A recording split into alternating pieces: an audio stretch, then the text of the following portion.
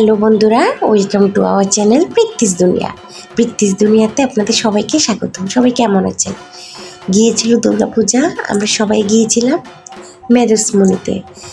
মেদোসমণিতে যাওয়ার সময় ভোরবেলা উঠে আমরা তাড়াতাড়ি করে রেডি হয়ে চলে গেছি মেদোসমণিতে। খুব সুন্দর একটা জায়গা, নিরিবিলি একটা জায়গা, আমাদের খুব ভালো লাগছে। আমরা সবাই ওইখানে গিয়ে খুব ভালো মজা করছি। পুরাতন মন্দির, যেখানে দুর্গাপূজা প্রথম করা হয়েছে বলে মনে করা হয়।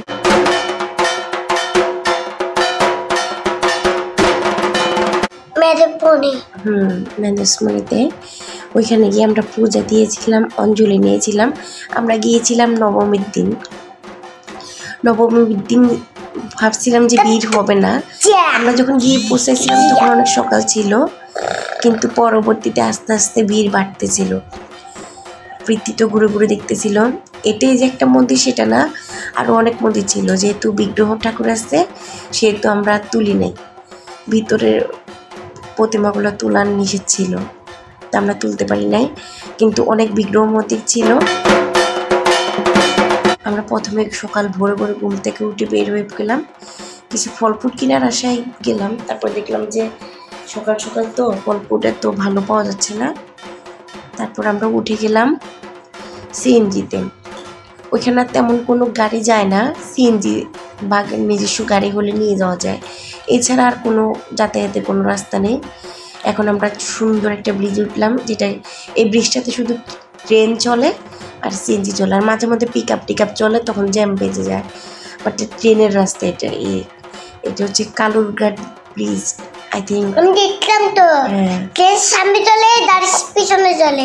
হ্যাঁ, ট্রেন কিন্তু ট্রেন আসে এখানে। ট্রেন আসলে আর গাড়ি যদি একসাথে ঢুকে তাহলে আর কোনো জায়গা নেই, গাড়ি পিছনে যাবে। তারপর আমরা একটা ফেরি দেখলাম। এই নদীটা খুব সুন্দর একটা নদী ব্রিজটা পের হয়ে একটা সুন্দর একটা রাস্তা দিয়ে নিরিবিলি। এত সকালে আমরা বের হয়েছি, তারপর অনেক মানুষ, দুর্গাপুজো উপলক্ষে কিনা জানি না, রাস্তায় অনেক মানুষ ছিল। এটা একটা নিরিবিলি রাস্তা। মেদোসমণি যাওয়ার রাস্তাগুলো খুব নিরিবিলি। ওইখানে যাইতে হলে নিজস্ব গাড়ি বা সিএনজি ভাড়া করে নিয়ে যেতে হবে। আমরা সিএনজি দিয়ে গেছি, কারণ আমাদের নিজস্ব গাড়ি নাই না বাবা। হ্যাঁ, তারপরে আমরা সিএনজি একটা সুন্দর, আমরা চট্টগ্রাম শহর থেকে গেছি। হঠাৎ একটা গ্রামের হাওয়া, এত ঠান্ডা একটা হাওয়া, এত মিষ্টি সুঘ্রাণ, চারোদিক থেকে আমার মনে হয় যেন কাঁচা পাতার, কাঁচা ঘাসের, ধানের সব কিছুর একটা সুঘ্রাণ, এত ভালো লাগতেছে। এখানে আমরা সবাই গাড়ির মধ্যে কষ্ট করে বসছি। তারপর আমরা বনের ভিতর দিয়ে ঢুকে গেলাম। বনের ভিতর দিয়ে ঢুকতে দেখি যে একটা রাবার বাগান, এখানে রাবার চাষ করা হয়। এখানে রাবার নেওয়ার জন্য ছোটো ছোটো টুকরি বেঁধে রাখছে। আমাদের গাড়িটা খুব জোরে চলতেছিল, সেজন্য আর দেখতে পেলাম না। বাট এই যে এখানে ছোটো করে টুকরি না আমরা দাঁড়াইতাম, বাট এইসব জায়গায় দাঁড়ানোটার থেকে চলে যাওয়াই ভালো, কারণ এখানে আশেপাশে রাস্তা ছাড়া আর কোনো মানুষ, বাড়ি টাড়ি কিছুই দেখা যাচ্ছে না।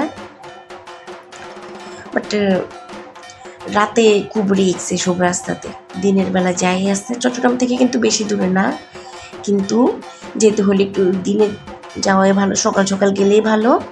আর আমরা যেহেতু নবমীর দিন গেছিলাম, আমরা ভাবছিলাম যে মানুষ কম হবে, অঞ্জলি নিয়ে প্রসাদ নিয়ে আমরা চলে আসতে পারবো। বাট ওই দিন অনেক মানুষ হয়েছিল। এখানে আবার গরু দেখে দাঁড়াইছে, একটু গরুদেরকে তো একটু সাইড দিতে হয়, সেজন্য একটু সাইড দিছে গরুদেরকে। তারপরে হ্যাঁ কৌশিক গরু ধরতে গেছি। এরপরে আমরা গিয়ে পৌঁছাই গেলাম মেদোসমণি মন্দিরে। দুর্গা কোথায় গেছিলাম? হ্যাঁ, মেদোসমণিতে সবাই একটু ফল টল নিতেছে। আমরা বলি যে যাক একটু আসছি, ঠান্ডা নিরিবিলি। তখন কিন্তু পুরো মন্দির কয়েকজনের পরে আমরাই গেছিলাম, এত সকাল প্রায় 8টা সাড়ে 8টার দিকে আমরা ওইখানে পৌঁছাই গেছিলাম। সবাই ফল টল কি নিতেছে, নিচে পাওয়া গেছে, সেজন্য আমরা শহর থেকে এগুলো চেঁচে আনি নাই। এখান দিয়ে সবাই মিলে আমরা একটু ডিল ভিডিও করলাম। আর আমাদের যারা পুরুষেরা গেছে এরা সবাই প্রায় একই রকম পাঞ্জাবি পরছিল, কালারটা চেঞ্জ, বাট আমরাও যারা মহিলা গেছিলাম আমরা সবাই একই রকমের ড্রেস পরছিলাম। আমরা অনেক দূরে রাস্তার পাহাড় উঠতে হবে তো সেজন্য আমরা শাড়ি পরি নাই। এখানে আসার পরে দেখলাম যে কত উপরে উঠেছি আমরা, সবাই একটু একটু টায়ার্ড। সবাই খেয়ে আসে নাই কেউ, এই জন্য সেই কাব্যকে পিথিকে একটু একটু করে জল খাওয়াইলাম। তারপরে আমরা আস্তে আস্তে মন্দিরের দিকে গেলাম। সবাই সেজে গুজে যাই আসছে, আস্তে আস্তে অত বেশি কিন্তু জানি না। তারপরে সবার থেকে একটু টায়ার্ড লাগতেছে যেহেতু সবাই ভোরবেলা ঘুমের থেকে উঠছে। কাব্য তো ঠাকুরের ভক্তি কি জানি দিচ্ছে ওর মেশো হাতে, ওটা দেখে নম দিয়ে ফেলছে।